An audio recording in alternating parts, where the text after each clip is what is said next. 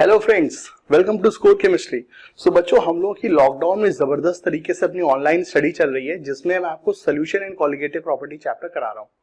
अब तक हम लोगों ने इसमें दो कॉलिगेटिव प्रॉपर्टीज पढ़ ली हैं। एक तो हम लोगों ने रिलेटिव लोअरिंग वेपर प्रेशर पढ़ लिया था और दूसरा हमने एलिवेशन इन बॉइलिंग पॉइंट पढ़ा था।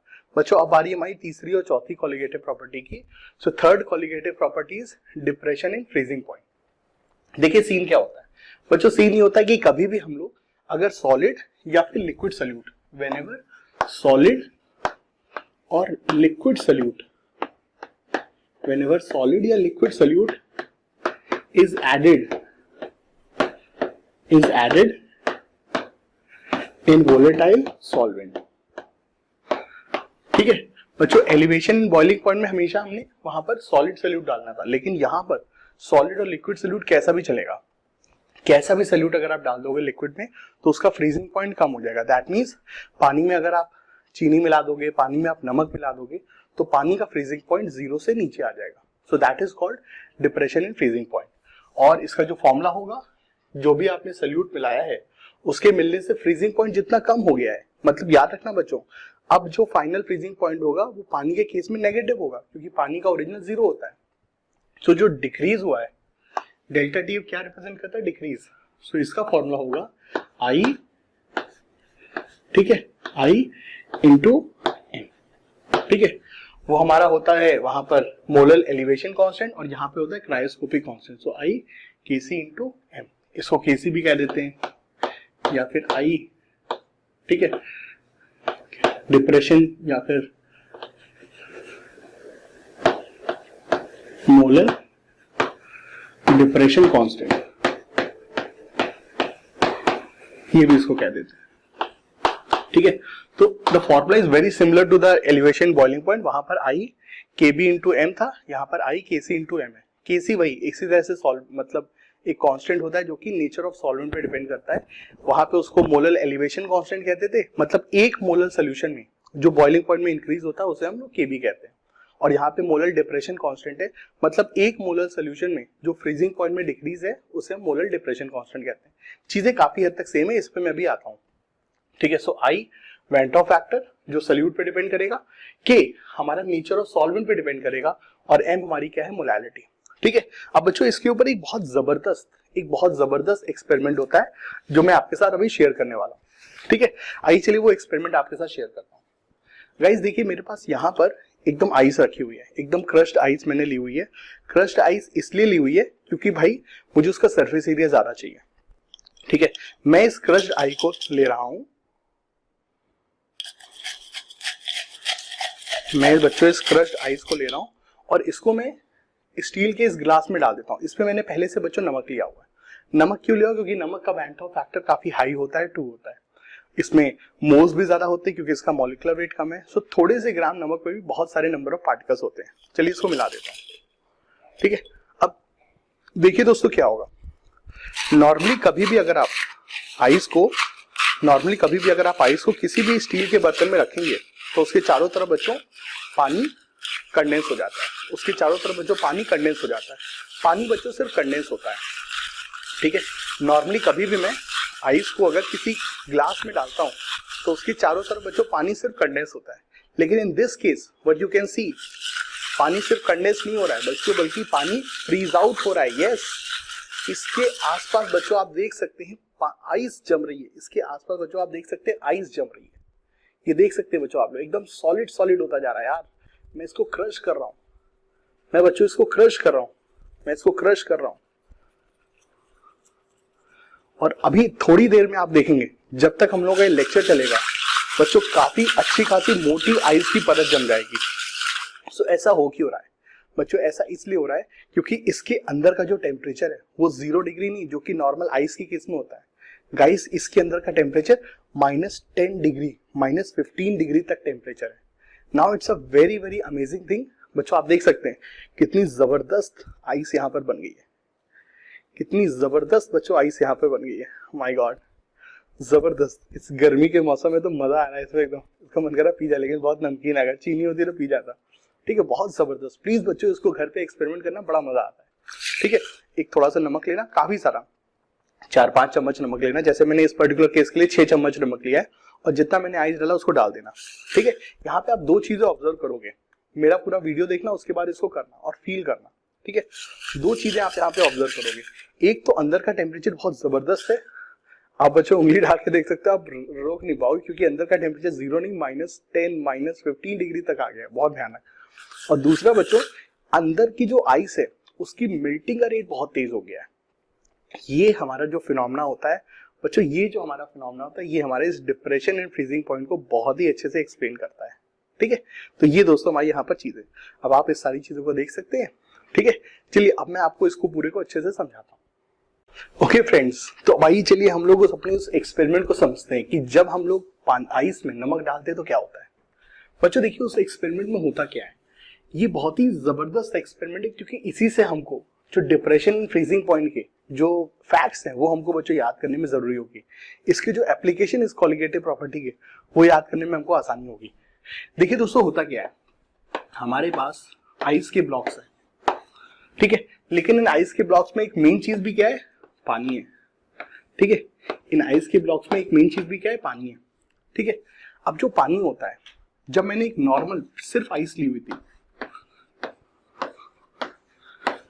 जब मैंने दोस्तों यहाँ पे सिर्फ आइस ली हुई है, तो यहाँ पे जो वाटर है वो 0 डिग्री पे है, और उसका फ्रीजिंग पॉइंट भी 0 डिग्री है, और आइस का जो टेम्परेचर है वो भी 0 डिग्री है। सो यहाँ पे बच्चों हर कोई इक्विलिब्रियम पे है, जो आइस से पिघला हुआ पानी वो भी 0 डिग्री पे है, आइस है वो भी 0 डिग्री पे, सब कोई 0 डिग्री पे। सो यहाँ पर एक इक्विलिब्रियम है, एटमॉस्फेयर से टेम्परेचर ले रहा है ग्लास, ठीक है, और गर्मी के कारण आइस धीरे धीरे मेल्ट हो रही है। बट व्हाट हैपेंस हियर, यहाँ पर बच्चों पानी था, लेकिन मैंने इस पानी में सॉल्ट भी मिला दिया है। ठीक है, पानी जो आइस से आया है, अभी राइट नाउ बेटा उसका टेम्परेचर 0 डिग्री है, राइट नाउ उसका टेम्परेचर 0 डिग्री है, but since it's an aqueous salt solution, it's an aqueous salt solution, तो इसका जो फ्रीजिंग पॉइंट होगा, इसका जो एक्वस सॉल्ट सोल्यूशन है, इसका जो फ्रीजिंग पॉइंट होगा, गाइस प्लीज रिमेंबर, इसका जो एक्वस सॉल्ट सोल्यूशन है उसका जो फ्रीजिंग पॉइंट है वो हमारा पानी में कोई भी अगर हम सॉलिड या लिक्विड सोल्यूट मिला दें, पानी में कोई भी अगर हम सॉलिड या फिर लिक्विड सोल्यूट मिला दें, तो बेटा पानी का फ्रीजिंग पॉइंट कम हो जाएगा। सो ओरिजिनली पानी का फ्रीजिंग पॉइंट 0 होता है, लेकिन सॉल्ट सोल्यूशन वाले पानी का freezing point don't say 0 degree, it is let's say -15 degree है। इतना ज्यादा क्यों, क्योंकि मैंने थोड़े से पानी में बेटा हार्डली यहाँ पर 10 ml 15 ml पानी था, लेकिन मैंने उसमें 6 चम्मच नमक डाला, तो it is a very very concentrated aqueous salt solution, मैं उसे पी भी नहीं सकता हूँ, बहुत ही ज्यादा डेंस है वो, बहुत कंसंट्रेटेड था, तो अधिक मात्रा में सल्यूट होने के कारण उसका फ्रीजिंग पॉइंट बहुत ज्यादा कम हो गया है। अब बच्चों समझिएगा, ये जो टेम्परेचर 0 डिग्री पे है और ये जो आइस 0 डिग्री पे है, ठीक है, आइस में होती है latent heat of fusion. Ice बेटा जब भी मेल्ट करता है तो मेल्ट करते समय वो आसपास के टेम्परेचर को ठंडा करता है, उसके अंदर ये काबिलियत होती है। आइस के अंदर होती है लेटेंट हीट ऑफ फ्यूजन, और जब भी आइस मेल्ट करता है तो एनर्जी सोखता है। तो बेटा ये जो आइस है, ये जब मेल्ट आउट होगी तो ये पानी को ठंडा करेगी। ये जो आइस है ये जब मेल्ट आउट होगी तो पानी को ठंडा करेगी। और याद रखना, ये जो पानी है, क्या ये पानी ठंडा हो सकता है? यस, ये पानी ठंडा हो सकता है, क्योंकि इसका फ्रीजिंग पॉइंट -15 डिग्री है, मतलब ये -10 डिग्री पर भी लिक्विड रहेगा, ये पानी -12 डिग्री पे भी लिक्विड रहेगा। लेकिन यहाँ पर ये पानी ठंडा नहीं हो, क्योंकि ठंडा संभव ही नहीं है, ये पानी 0 के नीचे जा ही नहीं सकता है। अगर आप इसको 0 से नीचे ठंडा करोगे तो ये जमने लगेगा, और इतनी काबिलियत हमारे पास है नहीं, क्योंकि ऐसा तो नहीं हो कि आइस मेल्ट होगी और आइस जमेगी ना, ये चीज होगी नहीं, because there is some loss of energy in environment. तो ये जो पानी है दोस्तों, ये पानी ठंडा हो सकता है। सो अब होगा क्या, ये जो आइस है ये बहुत तेजी से मेल्ट आउट होने लगती है। क्यों? क्योंकि इसके आसपास का जो टेम्परेचर है, इसके आसपास का जो एनवायरनमेंट है वो हीट सोख रहा है। जो वाटर है बेटा हीट सोखेगा, तो जो वाटर है हमारा वो 0 डिग्री से -1 डिग्री, -2 डिग्री, -10 डिग्री तक जा रहा है, और इस ठंडे होते वक्त वो आइस से एनर्जी सोख रहा है, वो ठंडे होते वक्त बेटा आइस से एनर्जी सोख रहा है। सो आइस जो है यहाँ पे बहुत तेजी से मेल्ट होगी, और यहाँ पे आप देखोगे बेटा आइस मेल्ट नहीं होगी। बेटा प्लीज इस एक्सपेरिमेंट को घर पे करना, 2 ग्लास में क्रश्ड आइस लेना, एक पे नमक डाल देना, और देखना जिसमें नमक डालोगे वहां पे मेल्टिंग बहुत तेज होगी। नमक के स्पर्श करते ही मेल्टिंग देखना कितनी तेजी से हो जाएगी। ये बहुत जादुई एक्सपेरिमेंट है। सो यहाँ पे जो आसपास का जो पानी जो 0 डिग्री पे था, वो चूंकि एक्वा सॉल्ट सोल्यूशन है, वो बहुत जल्दी आइस को मेल्ट करके अपने टेम्परेचर को लोअर करेगा। आइस जब भी मेल्ट होती है ठंडक बढ़ती है, इस चीज को याद रखना। आइस जब भी मेल्ट होती है तो आसपास के टेम्परेचर को कम करती है। तो यहाँ पे जो दोस्तों आइस है वो मेल्ट होगी और पानी के टेम्परेचर को कम करेगी, और ये पानी ठंडा होगा, ये पानी टेम्परेचर कम भी करेगा, क्योंकि ये पानी नहीं एक्वा सॉल्ट सोल्यूशन है। तो बेटा ये जो पानी है ये ठंडा होता जाएगा, -1, -2, -10 तक होता जाएगा, और ये आइस मेल्ट होती जाएगी। अब कुछ देर के बाद क्या होगा चीजें हमारी थोड़ी सी रुक जाएंगी। यहाँ पे टेम्परेचर -10, -12 आ गया है, आइस भी काफी हद तक हो गई है, but yes melting through out चलती रहेगी, लेकिन शुरुआत में बहुत तेजी से होगी। जब ये -10, -12 पे हो जाएगा तब फिर मेल्टिंग थोड़ी सी स्लो हो जाएगी, बट शुरुआत में बहुत तेज होगी। अब देखो सीन क्या होगा, ये जो हमारे पास ग्लास है, इस ग्लास के अंदर जो टेम्परेचर है दैट इज -15, -12, -10।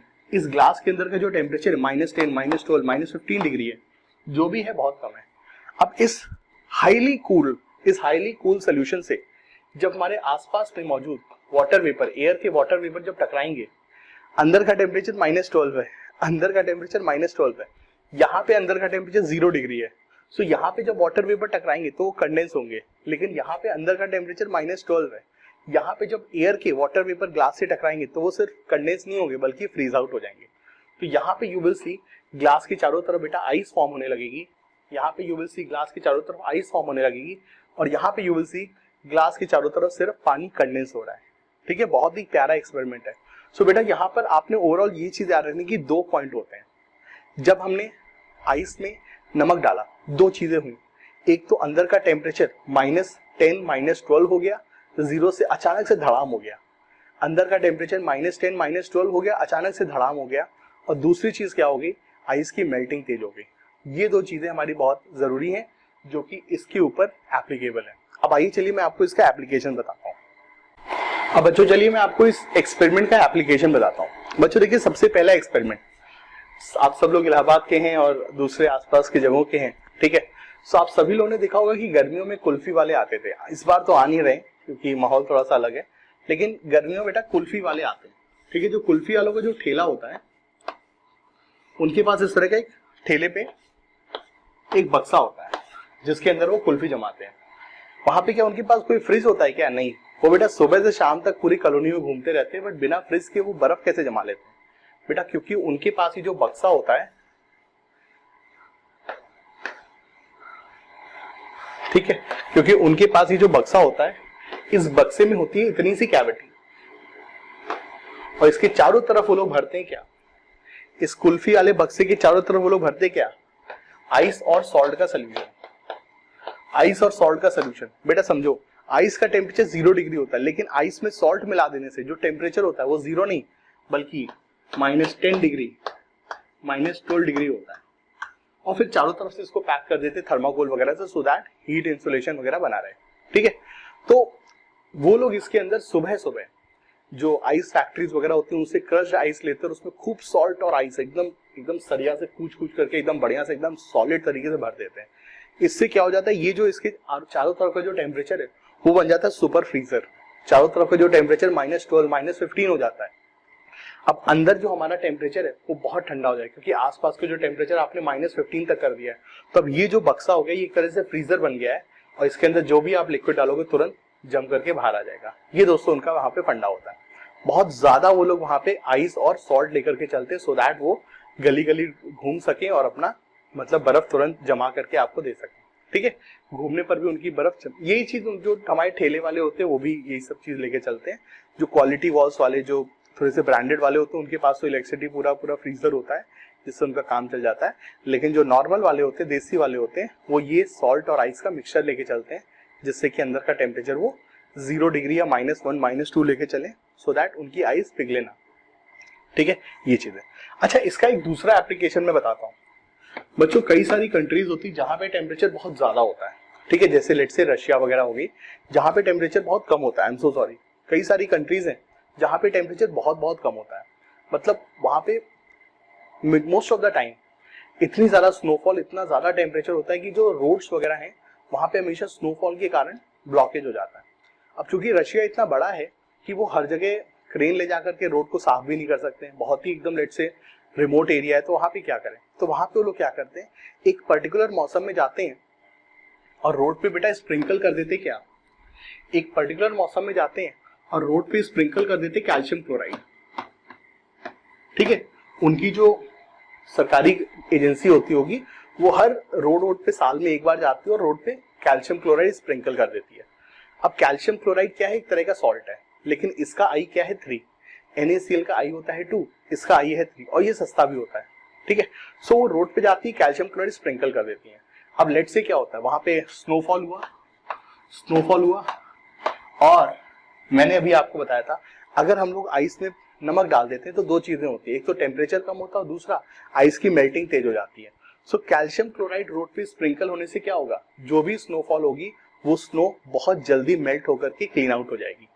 ठीक है, तो वो लोग ये काम करते हैं। सो रोड पे आइस को या स्नोफॉल को मेल्ट करने के लिए भी रोड पे कई बार कैल्शियम क्लोराइड का स्प्रिंकल किया जाता है, सो दैट रोड क्लियर हो जाए और आराम से कभी कभार भी वहां पे गाड़ी जाए तो आराम से एकदम ट्रैफिक बाधित ना हो। ठीक है, ये एक चीज हमारी होगी। अगले इसकी एक और फंडा समझिएगा, इस डिप्रेशन इन फ्रीजिंग पॉइंट के एक्सपेरिमेंट का एक और एप्लीकेशन समझिए।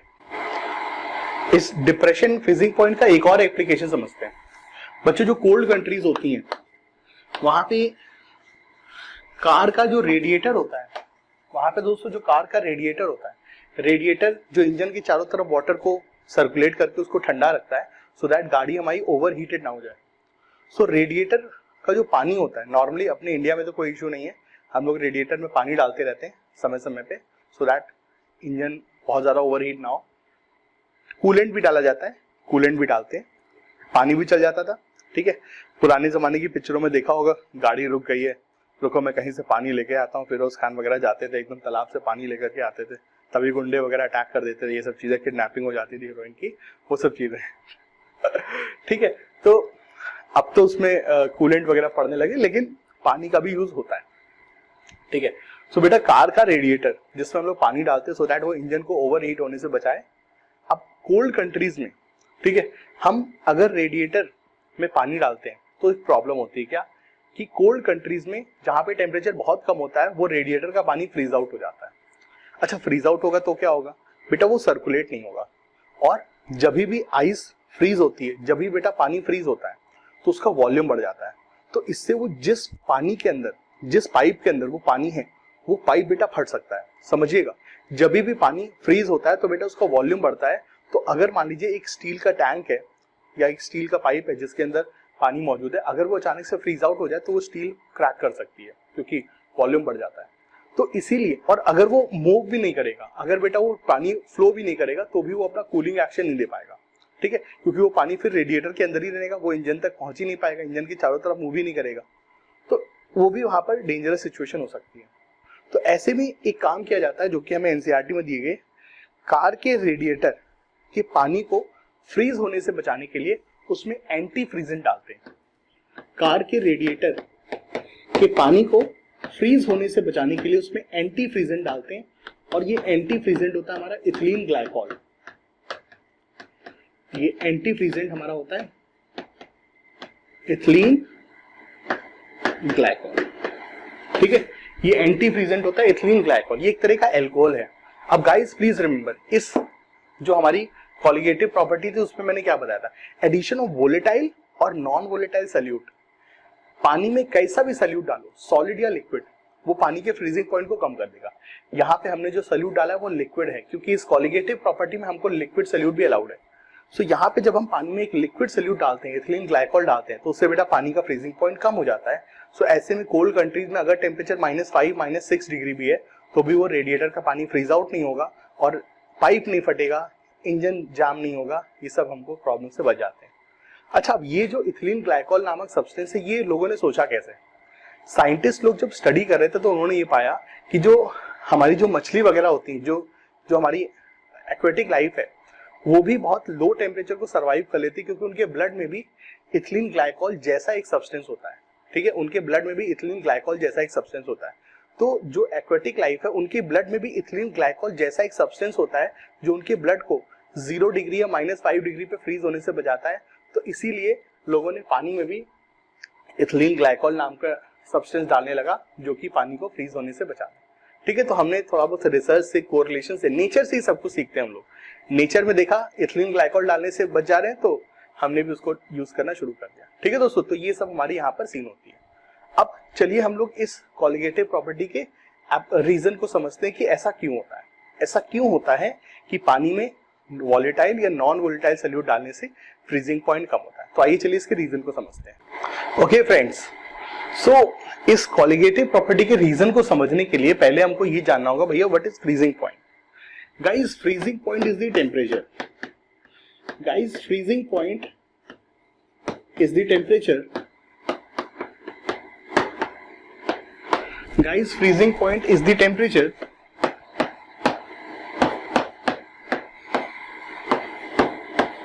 when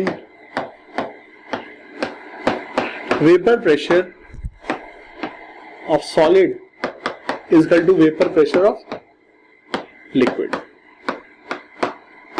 ठीक है बेटा, समझिएगा what is boiling point. Boiling point वो टेम्परेचर होता है जब लिक्विड का वेपर प्रेशर एटमॉस्फेरिक प्रेशर के बराबर हो जाता है। जब लिक्विड का वेपर प्रेशर एटमॉस्फेरिक प्रेशर के बराबर होता है तो बुलबुले बनने शुरू हो जाते हैं। अब फ्रीजिंग पॉइंट क्या होता है बेटा? फ्रीजिंग पॉइंट वो टेम्परेचर होता है जब लिक्विड का वेपर प्रेशर सॉलिड के वेपर प्रेशर के बराबर हो जाता है, जब लिक्विड और सॉलिड फेज आपस में इक्विलिब्रियम पे आ जाती है। ये होता है सीन। इक्विलिब्रियम से मेरा मतलब है जो वेपर प्रेशर सॉलिड कंपोनेंट का है वही वेपर प्रेशर लिक्विड कंपोनेंट का है। अब यहाँ पे एक सवाल आता है, सर सॉलिड का वेपर प्रेशर, ये क्या बोल रहे हैं?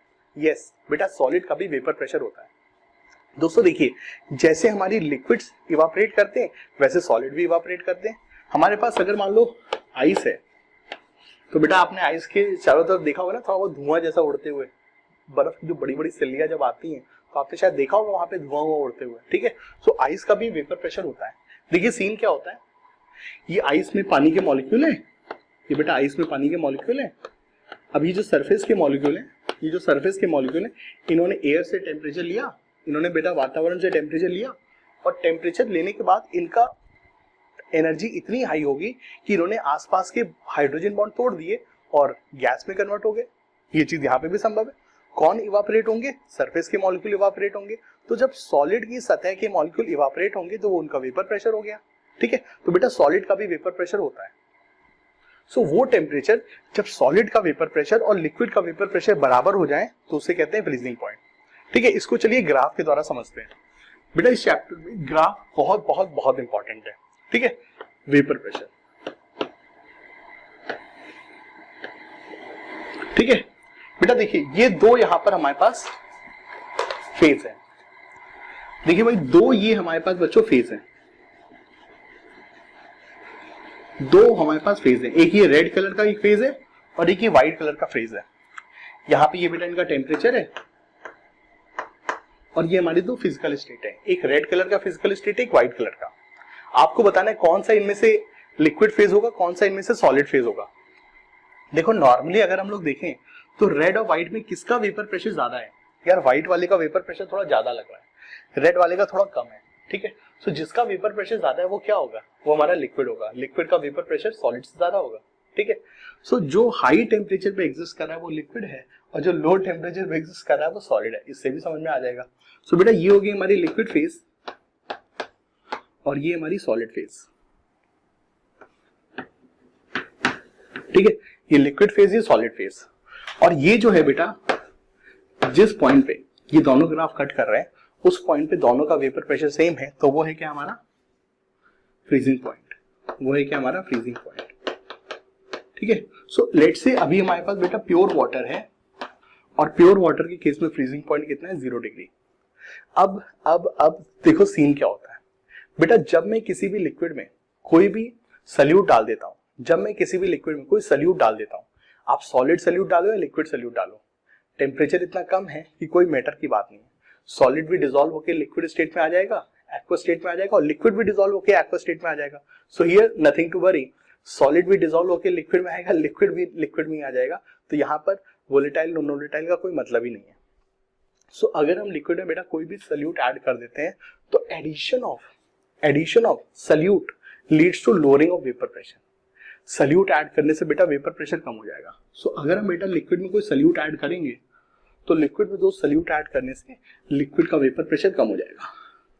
सो ये क्या है बेटा, वेपर प्रेशर ऑफ सॉल्यूशन।